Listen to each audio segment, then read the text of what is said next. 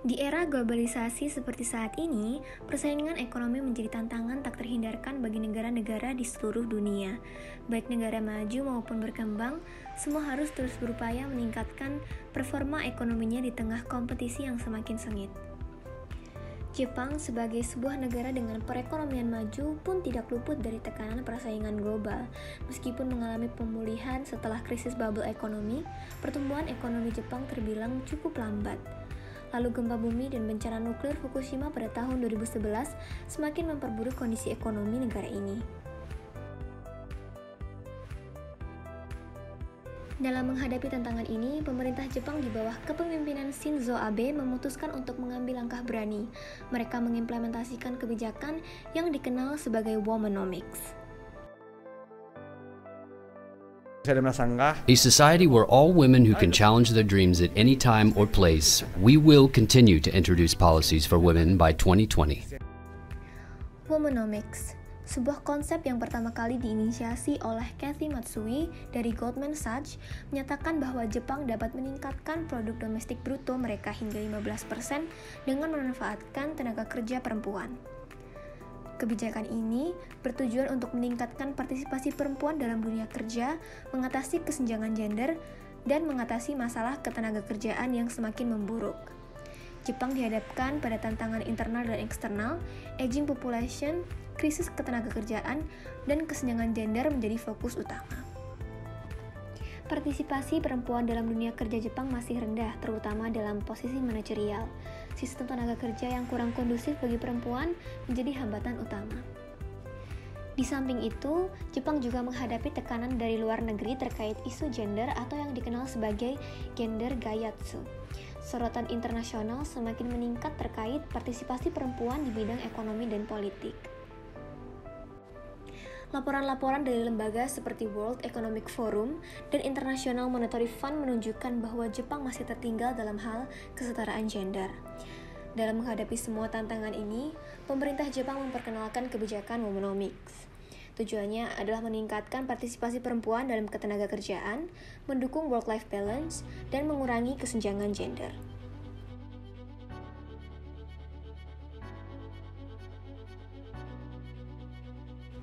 Kebijakan ini mencakup berbagai langkah, mulai dari perpanjangan cuti merawat anak, hingga mendukung ketersediaan fasilitas penitipan anak dan daycare setelah jam sekolah.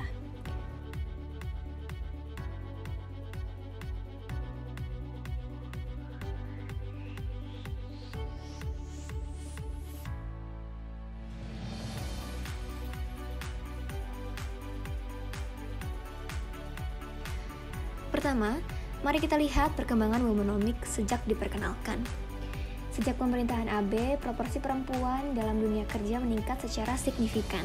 Pada tahun 2013, proporsi perempuan yang bekerja di Jepang meningkat 1,8% menjadi 69,6% dengan target peningkatan hingga 73% pada tahun 2020.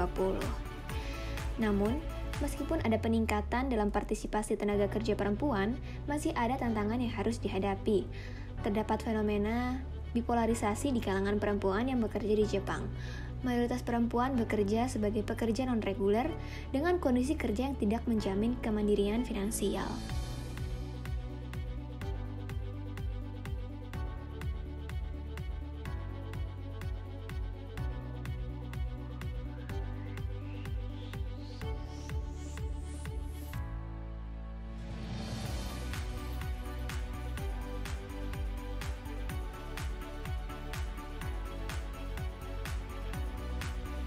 Sayangnya, meskipun Womenomics dipuji di luar Jepang, masih belum ada bukti yang cukup bahwa kebijakan ini membantu mengurangi kesenjangan gender di Jepang.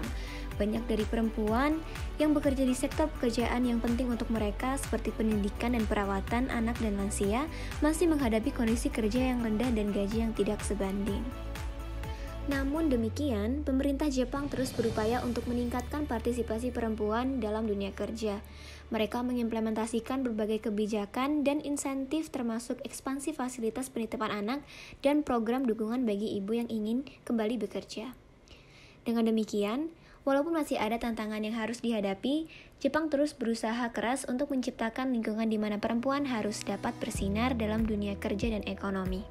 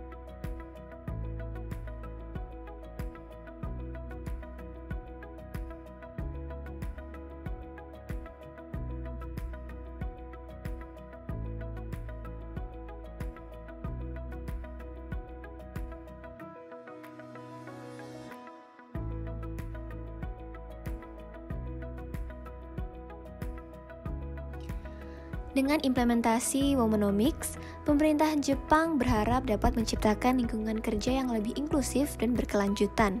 Langkah ini tidak hanya memberi solusi bagi masalah ekonomi dan kurangnya tenaga kerja di Jepang, tetapi juga menciptakan kesetaraan gender yang lebih baik di Jepang.